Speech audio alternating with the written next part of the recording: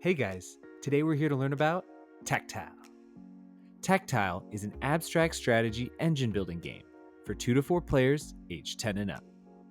Let's learn how to play TacTile. In a two-player game, you're going to start diagonally from each other, and your goal is to score both of your pawns in your opponent's home tile. Now, once a pawn is scored, it's out of the game and can be removed from the board. As soon as you score your second pawn, the game ends immediately and you are declared the winner.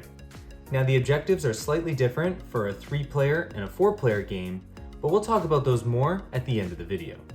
So the question becomes, how do we get across the board? Well, on your turn, you can do up to 2 basic actions.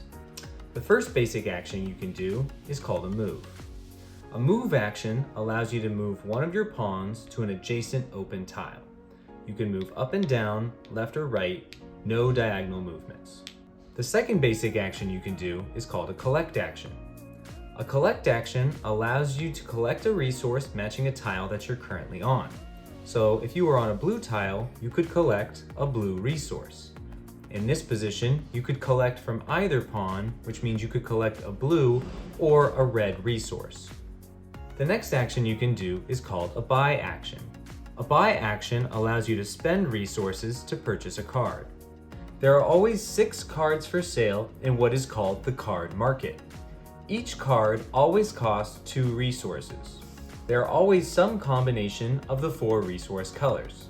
With your red and blue resource, for example, you could purchase any one of these cards as a buy action. The fourth action you can do is called a trade action. A trade action allows you to swap out any resource you have for any other resource of a different color. The final action you can do is called a reset action. A reset action allows you to discard all 6 cards in the card market and draw 6 new cards. Now, if you ever run into a situation where 5 or more of the cards in the market are the same color or the same type of card, the market will reset automatically at no action cost to any player. Okay, that's it for the basic actions. Now let's talk about what the cards do.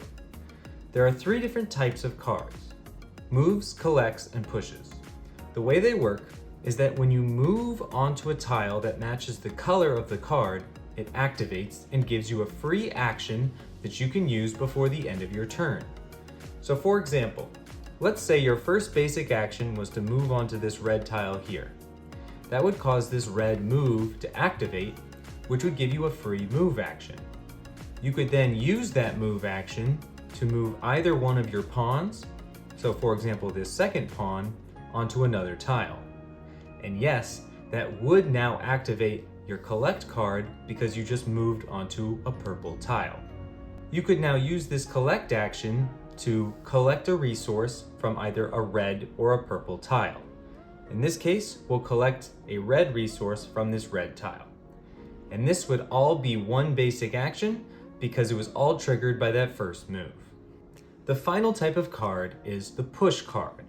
Pushes allow you to move opponents' pawns.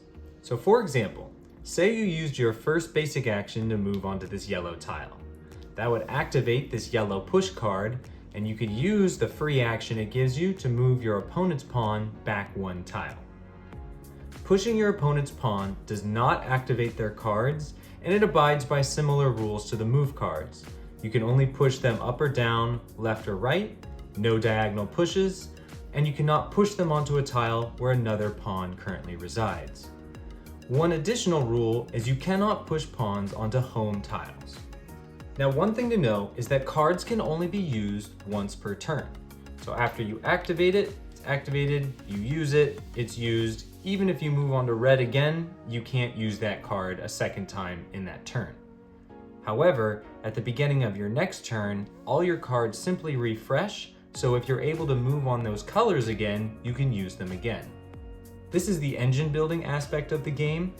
You start out with only a few actions, but these cards are permanent benefits, so as you acquire more and more cards, you can do more and more actions on your turn. That's pretty much all the rules for TacTile.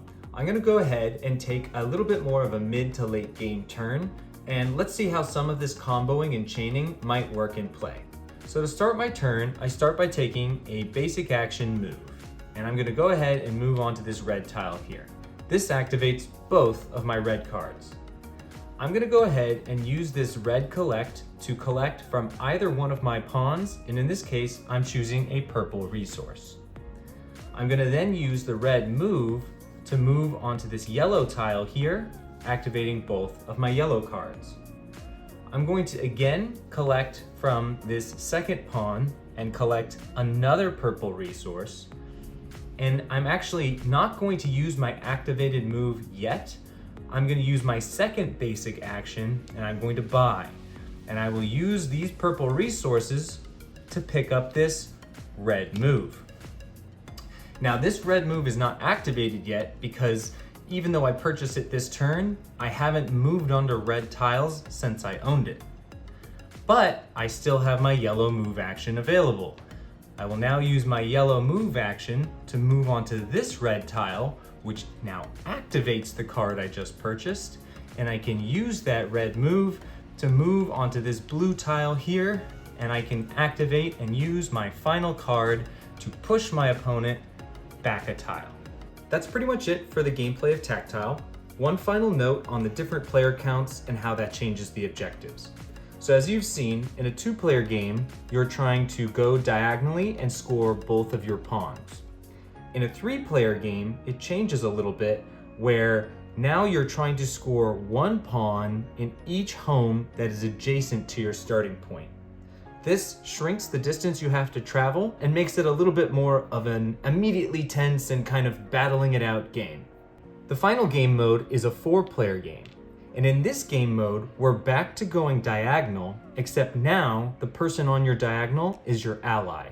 And as a team, you have to collectively score 3 of your 4 pawns. In this game mode, pushes can be used to push back your opponents or to help your allies advance, opening up the door for some coordinated strategies. And that closes the lid on this walkthrough video for TacTile.